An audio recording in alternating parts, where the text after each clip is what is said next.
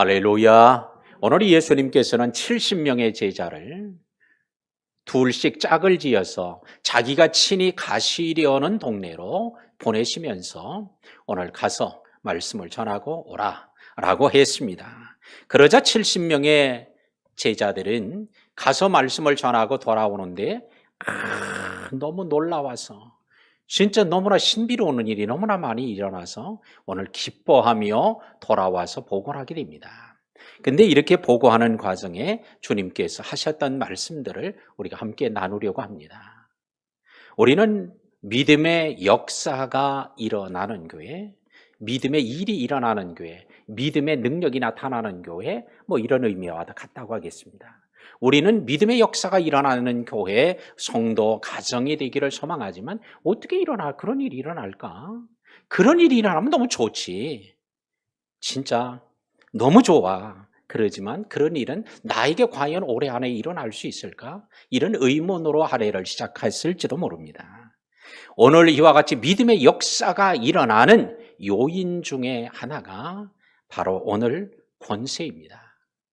오늘 믿는 자의 권세라고 하는 이런 제목으로 말씀을 드릴 때 오늘 믿는 자에게 주어진 독특한 또 주님으로부터 주신 이 권세로 말미암아 믿음의 역사가 우리 여러분들의 삶의 현장 속에 일어나게 되기를 주의 이름으로 축원합니다. 17절의 말씀 보면 70인이 기뻐 돌아와 그래요. 70인이 기뻐 돌아왔습니다. 70명의 제자들이 돌아왔다는 것은 나갔다는 거죠. 갔기 때문에 돌아올 수 있었던 거예요. 주님의 말씀에 순종하고 가니까 오늘 돌아올 때는 기쁨으로 돌아오는 역사가 일어난 것처럼 우리가 주의 말씀에 순종하면 하나님이 우리가 상상할 수 없는 이런 은혜들을 부어 주실 줄로 믿습니다. 오늘 나갈 때는 어떤 반응도 없었어요.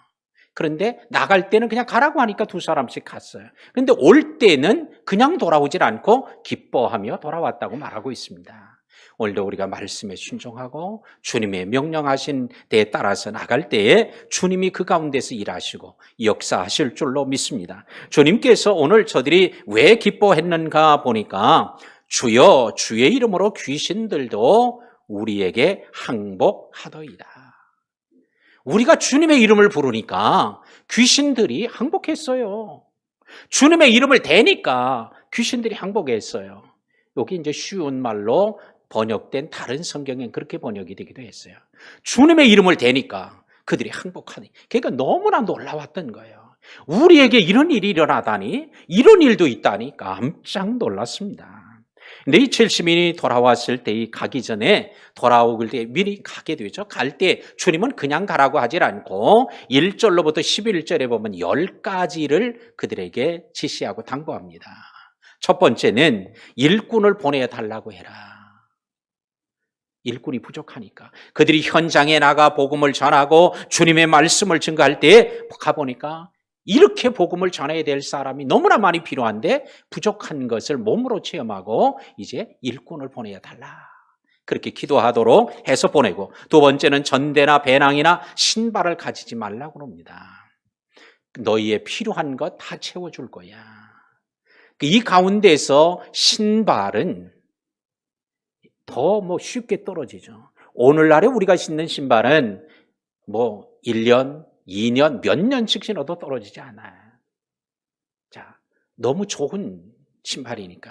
그러나 우리는 얼마 전까지만 해도 우리가 신었던 우리 조상들이 신었던, 선조들이 신었던 신발, 집신을 생각해 보세요. 그들은 먼 길을 떠날 때는 집신을 삼아서 그것을 이렇게 들러매고 몇 켤레씩 들러매고 가요. 왜? 가다 보면 떨어지고 가다 보면 끈이 끊어지고 이러면은 맨발로 못 가니까. 그래서 이 집신을 여러 개 아주 챙겨가지고 갑니다. 근데 그보다 상상도 못할 정도로 2000년 전에 오늘 유대 땅에는 신발은 더 많이 필요했겠죠. 근데 주님은 가는 그들의 제자들에게 내보내면서 말하기를 전대도 준비하지 마. 배낭도 준비할 것 없어. 신발도 준비할 것 없어. 왜 그래요? 그게 쓸데없다는 게 아니라 너희 필요한 걸 채워줄 거야 라고 하는 오늘 말씀이 되겠습니다. 또한 너희가 갈 때 그 집에 들어가면 이 집이 평안할지어다 라고 축복해라 그러는 거예요. 너희가 어느 집이든지 너희를 환영하며 맞아들이는 집이 있으면 그 집에 이 집이 평안할지어다 축복하라는 이 평안이 뭐예요? 샬롬이죠. 샬롬. 우리가 평안할지어다라고 하는 말을 하고는 오늘 유대인들의 이 샬롬, 평안이라는 단어는 비교도 할 수 없을 정도로 넓고 크고 다양하게 쓰여집니다. 그래서 오늘 이 샬롬이라는 단어는 가다가 사람들을 만나서 샬롬 그러면 그냥 오랫동안 만난 사람이면 그 인사가 뭐예요? 그동안 잘 지냈어요? 편안히 지냈어요? 이런 의미고, 아픈 사람에게 샬롬 그러면 당신이 건강해지길 바랍니다 라는 이 건강을 기원하는 말이고요. 군대 가는 사람에게 샬롬 그러면 군대 가서 다치지 말고 또한 죽지도 말고 건강하게 잘 군복무 마치고 돌아오라는 이런 의미고요. 바다에 배를 타고 가는 항구를 나가는 사람에게 샬롬 그러면 뭐예요? 파도도 이기고 멀리 잘 갔다가 무사히 돌아오라는 말이에요. 장사하는 사람에게 샬롬 그러면 장사 잘해서 돈 많이 버세요 이런 뜻이 되기도 하고요. 배가 불룩 나온 산모에게 샬롬 그러면 뭐예요? 아이가 순산하기를 바랍니다 이런 의미고요. 그러니까 이 샬롬은 유대인들에게는 아주 가장 흔한 단어이며 또한 가장 축복하는 단어예요. 하여튼 모든 분야에 다 쓰이는 단어예요. 공부하는 아이에게 샬롬 그러면 너 공부 지혜를 받아서 열심히 잘해서 공부해서 성공해라 이런 의미가 담겨져 있어요.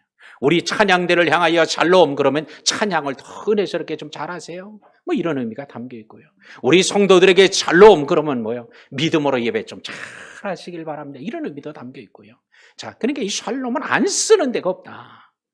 그런데 오늘 너희를 영접하면 어떻게 해라? 샬롬 평안이 있을지어다 이렇게 하라, 축복하라는 거예요. 오늘 여러분들이 어느 집에 초청을 받았든 어느 집으로 가든지 항상 주의 이름으로 축복하는 이런 성도들이 되기를 바랍니다. 축복은 우리가 하고 샬롬 한다고 해서 평안할지어 한다고 해서 되겠어요? 주님이 뭐예요? 너희가 샬롬 평안할지어다 하면 내가 그 집에 평안을 주겠다는 거예요. 근데 그들이 이 평안을 받을 수 없다면 어떻게? 그 샬롬하고 평안을 축복한 사람에게 그 평안이 돌아올 것이니, 그러니 그 집이 복을 받아도 좋고 그 복을 못 받으면 너희들에게 돌아오니까 너희가 복이 되니까 꼭 그렇게 축복하라. 오늘 여러분들이 어느 집에 가서 식사 대접을 받든 차 대접을 받든 초청을 받아 갔든 그 집이 평안하도록 그 집에 샬롬을 축복하는 이런 우리 복되고 지혜로운 성도들이 되기를 바랍니다. 왜? 우리는 능력도 없어요. 그냥 샬롬 할 뿐이야. 근데 주님이 그 일을 이루신단 말이죠. 그래서 우리 성도들이 오늘도 만나는 분들에게 마음으로 주의 이름으로 평안을 빌고 축복하세요. 그러면 그 복이 그 사람에게 가도 복이고 안 가면 내게 돌아오니까 복이 될 줄로 믿고 그런 복된 날이 되어지기를 바랍니다. 그 다음에 주는 대로 먹고 주는 대로 마시라는 거예요. 너희를 영접했는데 그 집에서 보리떡을 주었더니 난 보리떡 같은 거는 쳐다도 안 봅니다. 이러지 마라. 보리떡을 주면 보리떡을 먹고 물을 주면 냉수를 주면 냉수를 마시고 그렇게 하라. 주님이 얘기합니다. 또한 숙소를 제공하면 거처를 옮기지 마라. 나는 이런 데 도무지 못 살아요. 이러지 마라.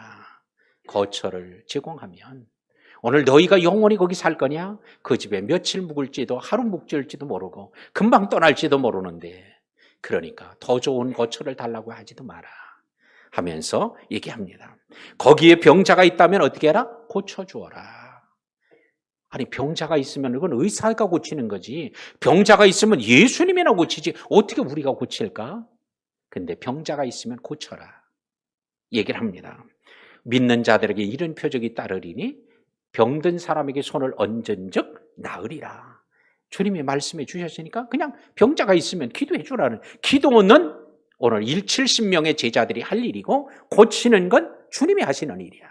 그러니까 너희가 병자가 있으면 뭐하라? 병자를 위해 기도하라는 거예요. 오늘 교회에 너희 중에 병든 자가 있느냐? 장로들을 청할 것이요 장로들은 가서 기름을 바르고 기도할지니 주께서 저를 일으키시리라. 그러니까 초청을 받아서 우리가 아픈데 기도해 주세요. 초청을 받으면 난 능력 없어 안 돼요. 난 못 갑니다. 이러지 말라고요.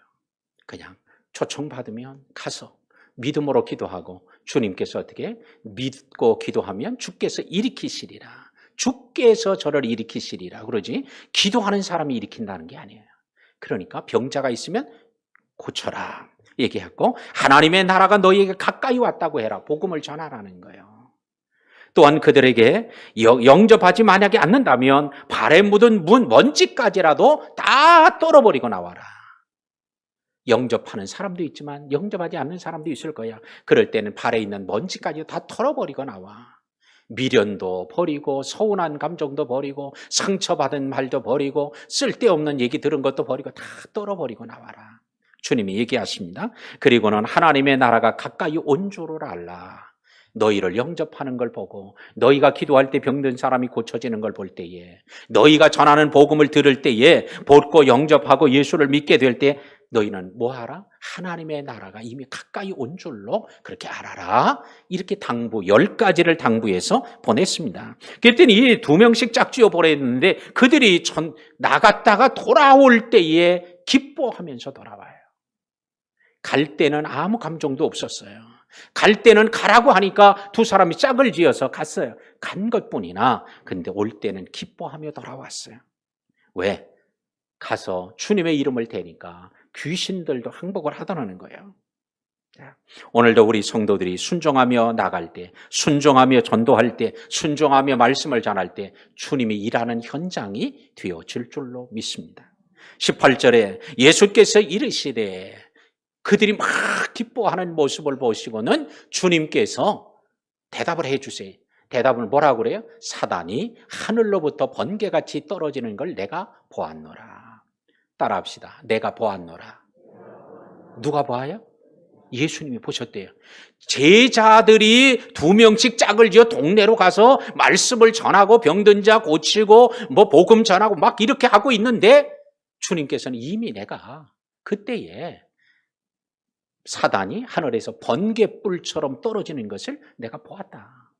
이미 다 알고 계셨다는 거예요. 너희가 가서 병자를 고치고 귀신을 쫓아내고 기사와 이적을 주의 이름으로 행하는 것 말하지 않아도 내가 이미 다 알고 있었어. 왜?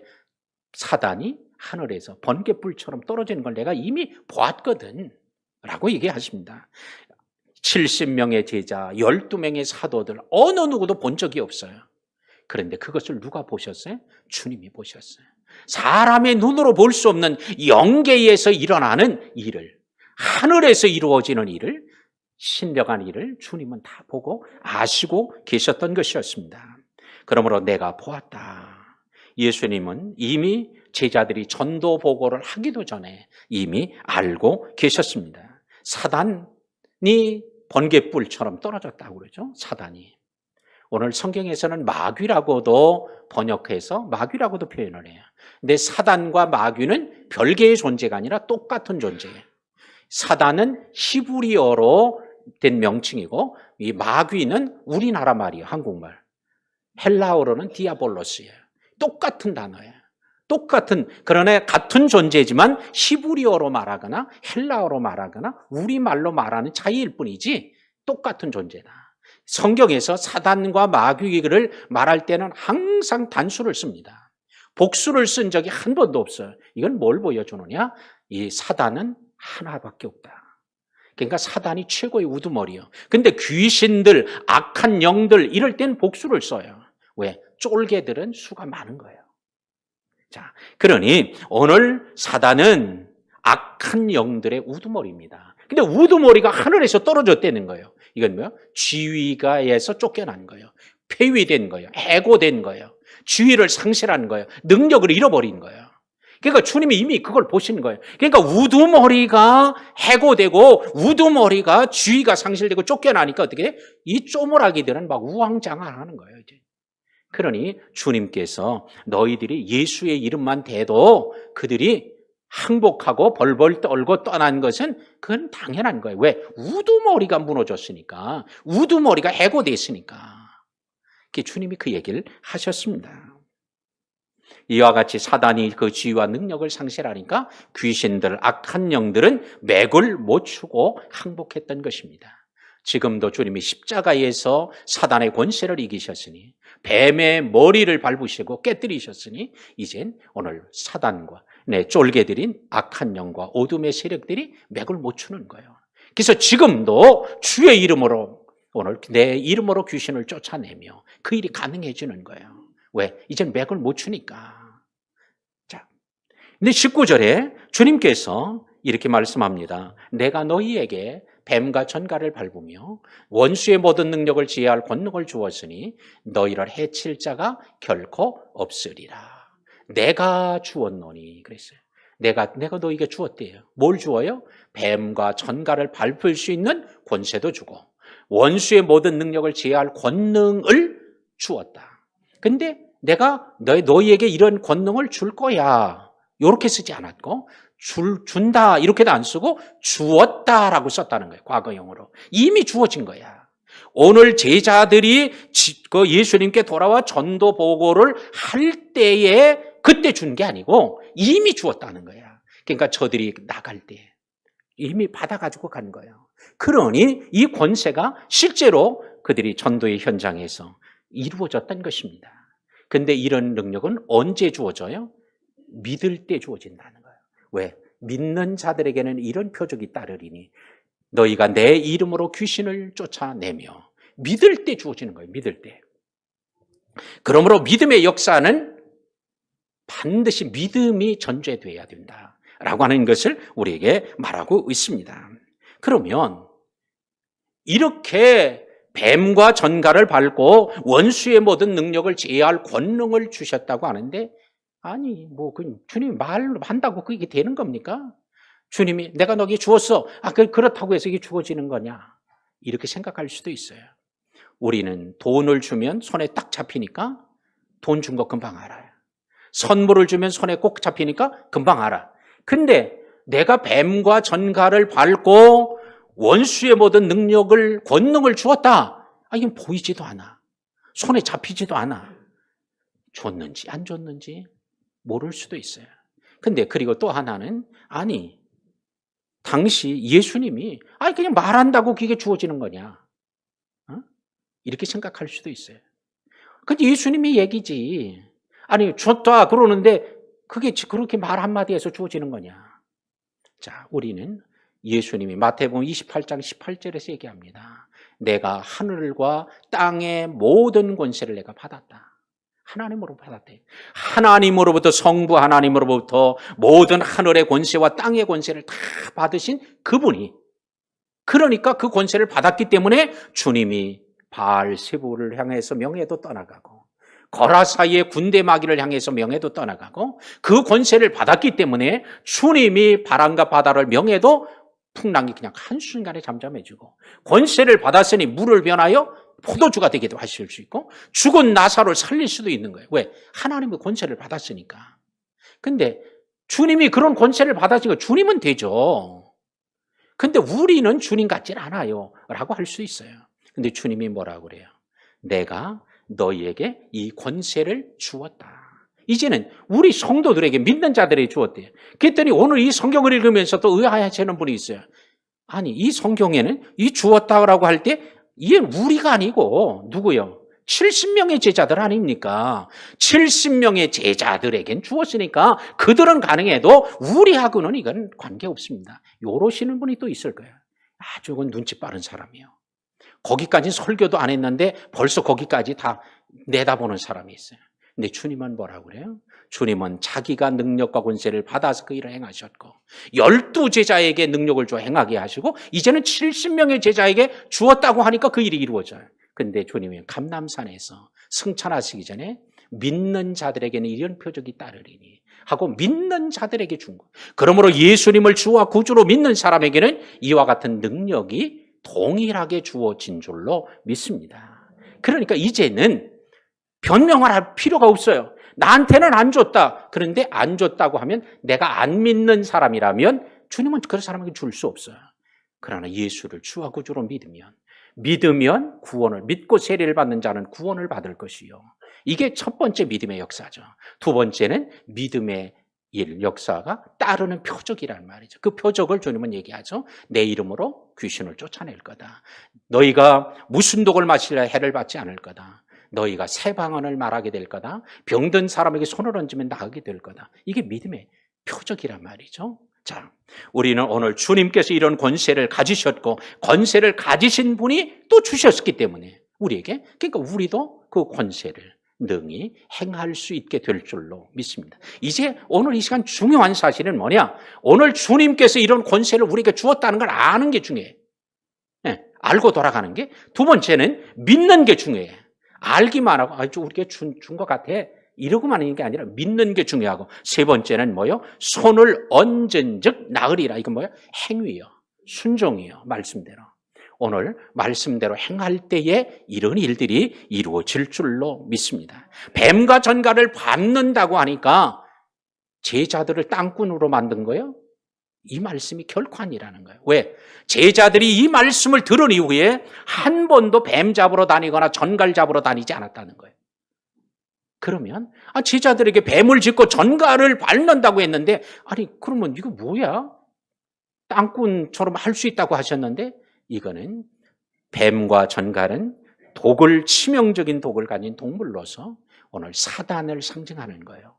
어둠의 세력, 악한 영, 더러운 귀신들을 얘기하는 겁니다. 그래서 오늘 우리가 오해하지 않아야 될 것은 뱀과 전갈을 밟게 하시는 권세를 주었다고 하니까 땅꾼처럼 오늘 관악산에 올라가서 뱀 잡으러 간든지 저 사막으로 전갈 잡으러 이렇게 하지 말라는 거예요. 이런 오해나 착각을 하면 안 돼요. 자, 어둠의 권세를 이길 수 있게 하셨던 것입니다. 그런데 또 더 나아가서 원수의 모든 능력까지 제어할 권능을 주었대요.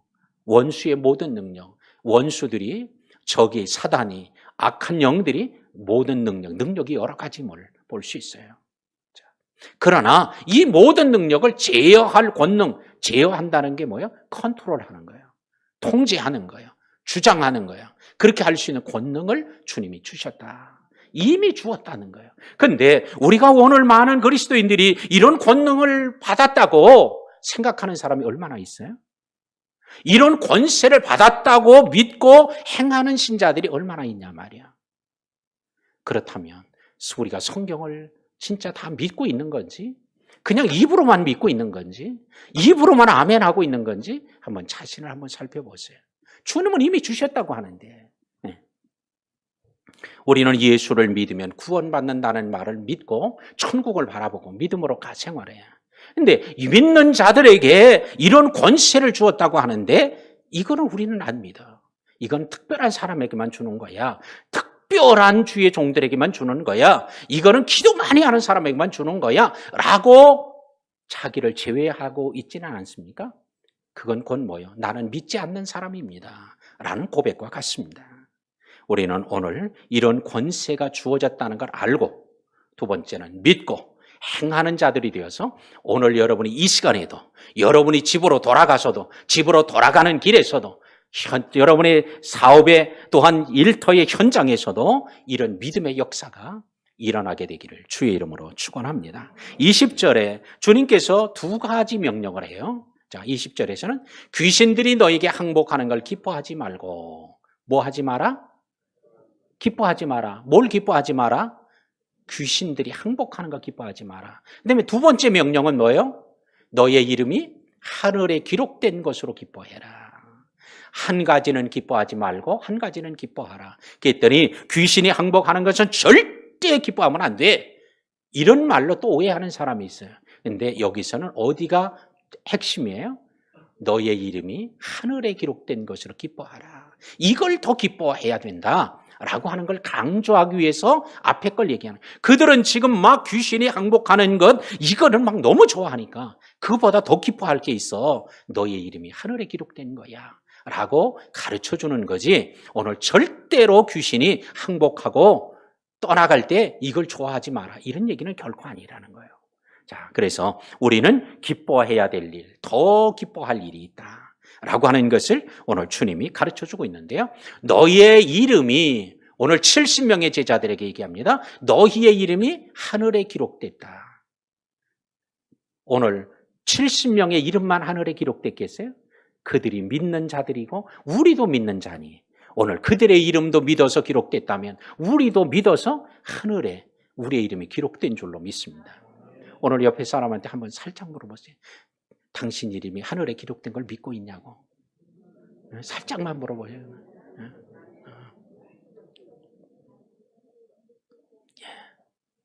우리는 이게 너무 당연한 일인 것 같죠. 근데 이 질문이요, 어떤 사람에게는 너무 황당한 얘기로 들려줄 수 있어요. 말도 안 돼. 어떻게 내가 교회 와서 예수 믿는다고 하늘의 이름이 천국의 호적에 내가 하나님 자녀로 올라갈 수 있어? 말도 안 돼.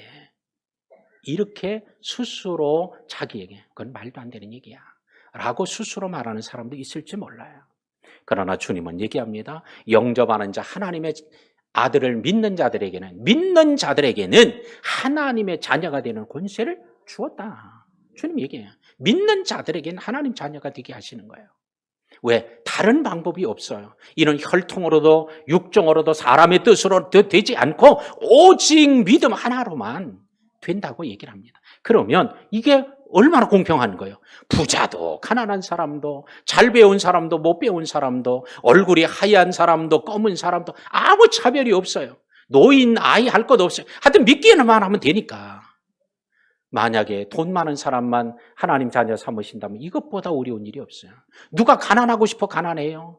그러면 그 사람은 구원 못 받을 거 아니에요? 그러나 하나님은 오늘 동일하고 동등하게 시대적으로나 환경적으로나 지역적으로나 신분적으로나 어떤 면으로도 불공평하지 않도록 하나님이 하신 은혜예요. 오늘 이 시간에 우리의 이름이 어디에? 하늘에 기록되었다. 근데 오늘 기록된 이라고 하는 이 단어가 문법적으로는 두 가지 특성을 가지고 있어요. 하나는 완료형이고 하나는 수동태형이에요. 완료형이라고 하는 것은 뭐냐? 이미 기록되어 있는 거예요. 제자들에게 말할 때 이제 너희가 전도하고 돌아오니까 이제 기록되어 있어. 이게 아니에요. 완료. 이미 너희가 믿을 때 이미 기록되어 있는 거야. 수동태는 뭐예요? 자기가 기록하는 게 아니에요. 하나님이 기록하셨다는 거예요. 우리가 예수 믿고 천국에 올라가서 우리의 이름을 천국의 호적에 올려놓는 거 아니에요. 그래서 기록된 것으로 이렇게 말하고 있다는 거죠. 하나님이 예수를 우리가 믿을 때 하나님 자녀로 이름을 기록해 놓습니다. 자, 그러면서 21절에 그때에 예수께서 성령으로 기뻐하시며, 따라합시다. 예수께서 기뻐하시며. 자, 우리가 17절에서는 제자들이 기뻐했어요. 근데 21절에는 예수님이 기뻐해요. 왜 기뻐하세요? 기뻐하시는 이유가 천지의 주제이신 아버지여, 이건 하나님이죠. 이것을 지혜롭고 슬기 있는 자들에게는 숨기시고, 이것이 뭐예요? 뱀과 전갈을 밟고 원수의 모든 능력을 제어할 권능을 주어서 일하게 하신 이것이 바로 누구에게? 지혜롭고 슬기 있다고 하는 사람에게 숨기시고 어린 아이들에게는 나타내심을 감사합니다. 예수님께서 오늘 지혜롭고 슬기 있다고 하는 자들이 누구예요? 당시의 종교 지도자들이었던 제사장, 서기관, 바리새인들이에요. 근데 어린 아이들에게는 이 누구요? 70명의 제자들이에요. 요 사람들에게 이걸 나타내 주심을 감사한다고 하면서 기뻐하신 거예요. 그렇습니다. 우리는 오늘 주님께서 기뻐하시는 일이 뭐예요? 주님께서 이 제자들에게 권세를 주셨다는 것을 저들이 알고 그 권세를 나타내는 걸 보시고는 주님이 기뻐하신 거예요. 오늘 이 시간에도 우리가 주님을 어떻게 기쁘게 할까요? 주님이 여러분들을 향하여 내가 너에게 이런 권세를 주었어. 그런데 그 권세를 나는 안 받았어요. 이러는 게 아니라 주님이 주셨다고 하면 아멘 하고 주셨다고 하면 주님 나는 지금 느낌은 없지만 주셨다고 하니까 제가 그대로 믿겠습니다. 주셨다고 하니까 그대로 가서 행하겠습니다. 이럴 때 주님이 기뻐하는 거예요. 근데 바로 이것이 뭐예요? 아버지의 뜻입니다. 바로 이런 권세를 주시는 것, 이거를 알게 하고 이걸 쓰게 하시는 게 이게 하나님의 뜻입니다. 그러면서 예수님이 감사하고 기뻐하셨습니다. 오늘도 주님의 이런 마음과 뜻을 헤아리고 주님을 기쁘시게 하는 우리 귀한 시간 성도들이 되기를 주의 이름으로 축복합니다. 23절에 제자들을 돌아보시며 조용하게 말합니다. 너희가 보는 것을 보는 눈은 복이 있도다. 너희가 보는 눈은 너희가 지금 보고 있는 건 뭐예요? 귀신이 항복하고요. 병자가 고침받고요. 제자들에게 권세를 주었다는 걸 눈으로 본 자들은 참 복이 있다. 여기서 눈으로 보았다는 건 목격하는 것만 말하는 게 아니에요. 욥이 얘기하죠. 전에는 내가 귀로만 들었으나 이제는 하나님을 눈으로 보나이다. 눈으로만 보는 게 아니라 실제로 체험했다는 거예요. 오늘 제자들이 이런 일을 실제로 체험하게 된 것, 이래 너희는 참 복이 있다. 그러시면서 왜 복이 있냐? 또 얘기를 합니다. 많은 선지자와 임금들이, 마지막 24절에 그러죠. 많은 선지자, 많은 임금들이 이걸 보기를 원했지만 못 봤고 듣기를 원했지만 못 들었던 거야. 근데 너희들이 이것을 보고 체험하고 하시니 바로 너희는 참 복이 있는 사람이라고. 오늘 이 시간에도 많은 교인들이 있어도 이런 걸 다 보고 다 경험하는 사람, 확신하는 사람들이 사실은 이때도 적었던 것처럼 오늘날에도 우리가 많다고 말할 수 없잖아.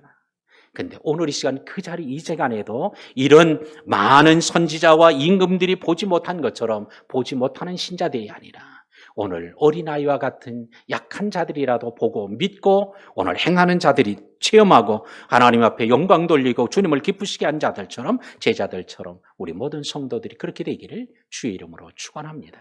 이제 말씀을 맺겠습니다. 70명의 제자들이 기쁨으로 돌아온 것은 주님이 주셨다고 하는 그 권세가 주님이 말씀한 대로 그대로 이루어졌기 때문입니다. 오늘도 여러분의 삶 속에 진짜 이런 일들이 일어나기를 바랍니다. 주님이 말씀한 것들 그대로 이루어지는 거예요. 병든 사람이 있느냐 기도해라. 그러면 병든 사람이 낫는 걸 실제로 보고 하는 일이 일어나고. 근데 그거는 바로 우리가 하는 일이 아니에요. 우리는 기도할 뿐이고 그걸 일으키시는 분은 주님이 하시는 거예요. 우리는 주의 이름으로 말할 뿐이고 귀신이 항복하게 하는 것은 주님의 능력으로 이루어지는 일이에요. 그러므로 이런 일들이 오늘 여러분의 삶의 현장에 가정에서도 어느 곳에서도 날마다 일어난다면 아마 오늘 이 시간에 저를 보는 눈하고 다음 주에 와서 저를 보는 눈 완전히 달라질 거예요. 왜? 그동안 얘기를 하고 싶어서 그냥 목사님 얘기한 대로 말씀대로 제가 집에 가서 이렇게 했더니 이런 일이 일어나서 그냥 좀이 쑤셔가지고요. 주일까지 못 기다릴 거예요. 아마 수요일 날 쫓아올지도 몰라요. 못 쫓아오면 막 전화를 할지도 몰라요. 얼굴이 달라질 거예요. 우리는 죽은 시체와 같이 미라처럼 살아가는 게 아니라 오늘 이 시간에 역동적인 삶과 신앙이 바로 믿음으로 이루어지니 이런 은혜가 우리 모두에게 함께하기를 주의 이름으로 축원합니다. 하나님